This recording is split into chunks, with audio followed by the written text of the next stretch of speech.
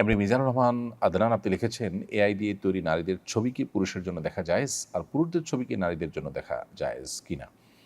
ভাই মিজানুর রহমান, এআই দিয়ে তৈরি করা নারীদের ছবি পুরুষদের জন্য দেখা জায়েজ হবে না।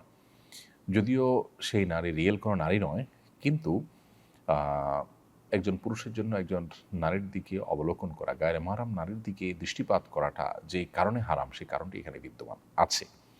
এখানে তার মনের মধ্যে বাজে চিন্তা আসা, কল্পনা জল্পনা হওয়া, তার চরিত্র নষ্ট হওয়া, এই কারণগুলো এখানে বিদ্যমান আছে। ফলশ্রুতিতে এরকম ছবি দেখা থেকে একজন পুরুষকে বিরত থাকতে হবে। এজন্য এ ধরনের ছবি ক্রিয়েশন করাও উচিত নয় বা ক্রিয়েট করা উচিত নয়।